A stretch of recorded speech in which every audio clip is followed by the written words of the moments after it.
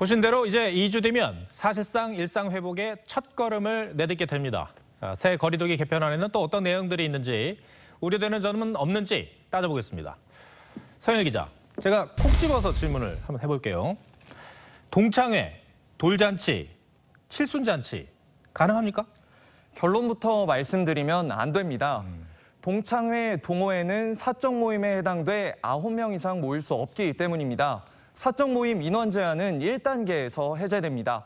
다만 결혼식과 장례식 등은 사적 모임이 아닌 행사로 분류돼 2단계에서 99명까지 가능합니다. 그렇다면요, 전시회, 지역 축제, 집회는 어떻습니까? 지역 축제나 기념식, 강연 같은 각종 행사도 거리두기 단계에 따라 인원 제한을 받는데 2단계에서는 99명까지입니다. 집회도 마찬가지입니다. 다만 1단계에서는 지자체에 사전 신고를 하면 500명 이상의 지역 축제나 기념식 등의 행사를 할 수 있습니다.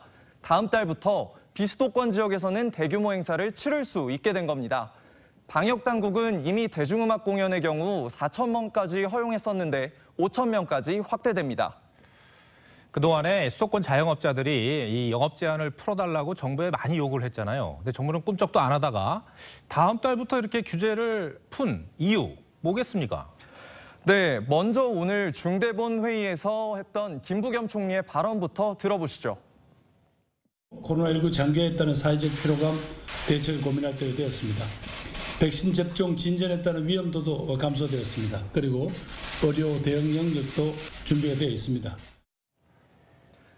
정부는 또 경상남북도와 전라남도 등에서 개편안을 미리 시범 적용해 본 결과 코로나19 유행은 안정적으로 통제된 반면 지역 경제가 회복된 점도 개편의 근거로 들었습니다. 걱정되는 점이 한 가지가 있어요. 그러니까 비수도권의 경우에는 확진자가 적지 않습니까? 근데 그것을 수도권에 적용하는 것은 무리가 아니냐, 이런 지적도 나오는 게 사실이에요. 네, 그 점이 가장 우려스러운 부분입니다. 지난 한 주간 국내 발생 일평균 확진자는 444명인데 이 중 서울 등 수도권이 328명입니다. 확진자의 74%가 수도권에서 나오고 있습니다. 비록 수도권의 경우 2주 유예 기간을 뒀다고는 하지만 거리두기가 완화되면 인구가 집중되어 있어 유행을 통제할 수 있을지 의문이 남습니다. 비수도권에 비해서 수도권은 인구 밀도가 매우 높습니다. 또한 대부분의 20에서 50대 활동 인구들이 많이 생활하는 곳인데요. 현재까지 이런 활동 인구에 대해서는 백신 접종이 거의 이루어지지 않았습니다. 최근 전 세계적으로 델타 변이 바이러스가 확산이 되고 있어서 걱정인데 우리나라도 예외는 아니잖아요.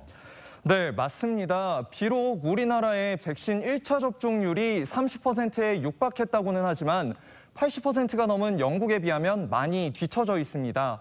그런데 영국에서는 요즘 델타 변이 때문에 하루 확진자가 1만 명 넘게 나오고 있습니다. 우리나라의 델타 변이 감염 사례는 지난 12일 현재 155명인데 감염 경로 파악이 안 된 사례가 상당수입니다. 델타 변이는 전파 속도가 60% 더 빠른 데다 최근에는 한번 감염됐다 완치된 이후 6개월이 지나면 다시 감염될 수도 있다는 연구도 나와 세계보건기구가 세계적으로 우세종이 될 거라 예측하기도 했습니다. 네, 서영일 기자 오늘 설명 잘 들었습니다.